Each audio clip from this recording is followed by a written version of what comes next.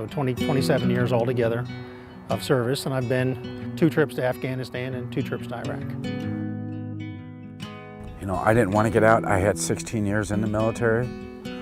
To start with, it was PTSD. Some of the soldiers deal with post-traumatic stress disorder and TBI.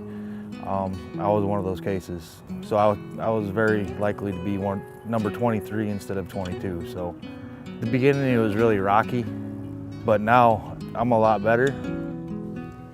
S.A.V.E Farm is a response to several national needs. Although the genesis of the S.A.V.E Farm is my daughter, a clinical psychologist. Because I had a number of friends and a number of friends who married to someone who was in the military, and also just a result of being a child of the military and becoming aware of the multiple deployment tours and the issues that are happening with our veterans and soldiers and families. So we had this idea to start a farm for soldiers and service members and veterans, and it's called S.A.V.E, which means Service Member Agricultural Vocation Education. And so we just talked about it.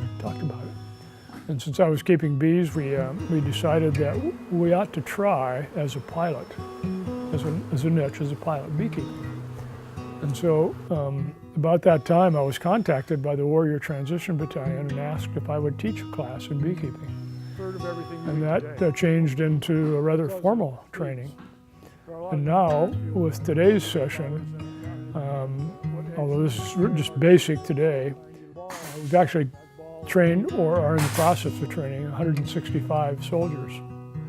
That's $7 a pound, so that's about $21,000 for this program. Goes right back into the program. When Big Gary first told me about this, I said, well, you're taking these soldiers who've been used to this kind of stress, now they're de-stressing, and you're taking them out there with the bees. And he said, you know, it's amazing that there's a connection. They focus on the bees, they're not alarmed by the bees, and there's a calming effect that takes place. So all of this has to do with a purpose, a focus, and these kinds of things that provide a way ahead for these young soldiers and service members. I think that as a group we can see that when the service members and veterans come together, they have that camaraderie, that sense of brotherhood, working together. We can actually parallel a lot of that with how the bees work together and how there's a lot of interaction, and everybody has their own job and they're doing something, and you're working together cohesively as a unit, so to say, just as you did as a soldier or as you will in life. So next week we need to come back and add another honey super under that. And then we'll start making honey in that one. We had the beekeeping program going along pretty well, and so we can train everything from basic beekeeping to light commercial operations. The company that we bought bee supplies from in Nebraska was one of those aging companies, and they were looking for someone to sell. So we talked about it and realized that here was an opportunity. Part of the S.A.V.E training farm will include an allied skills training center. So we'll train students there in metalworking and welding and basic mechanics and woodworking, skills you really need on a farm. We also wanted to be able to train them in business operations, how to build a business plan. And so it just made sense to us that if we were to fold this into our beekeeping operation, that we could offer those things. I mean, here you see soldiers in here every day. Sometimes 1 or 2, sometimes a dozen.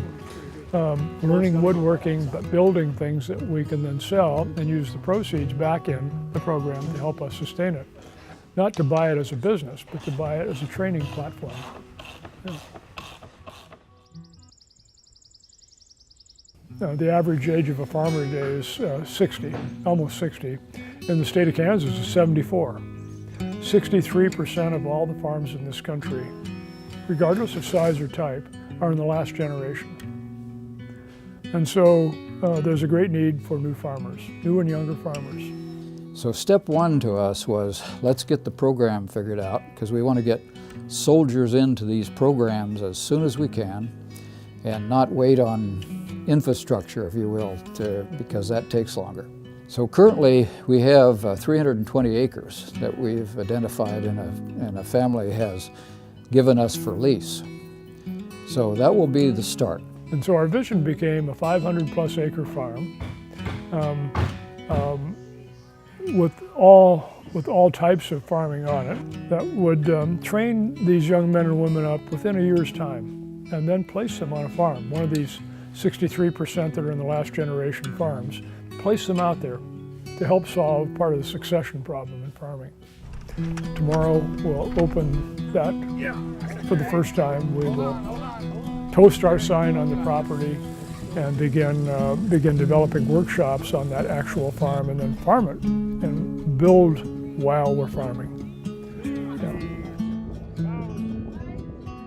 Just because life looks different now doesn't mean that you're damaged or that there's something wrong with you. It just means that things are different. And so the main tenet of what I help to bring and what the basis of this farm is all about growth and new life, and moving from a career that was based solely on destruction and war and coming back to something that is all about creation.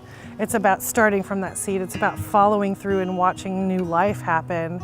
I'm currently stationed at Fort Riley, Kansas in the WTU, getting medically retired out of the military because of PTSD. So this is my one way of giving back to fellow soldiers and veterans and doing what I love to do, and that's teach.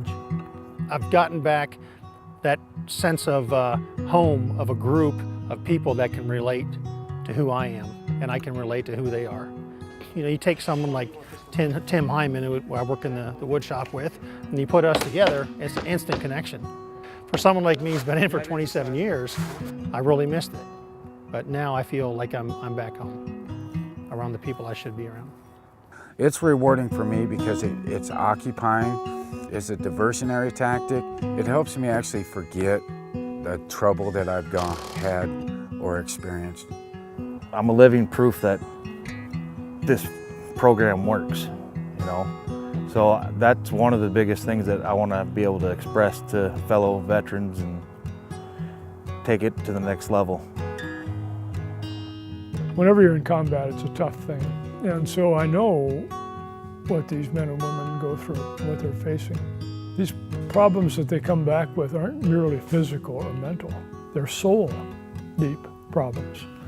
And so we have an obligation as a country, I think, and I've sort of obviously made it my own personal obligation to help them to get into farming, particularly with such great needs out there. It's a wonderful opportunity to address these needs. Why not? It's the right thing to do.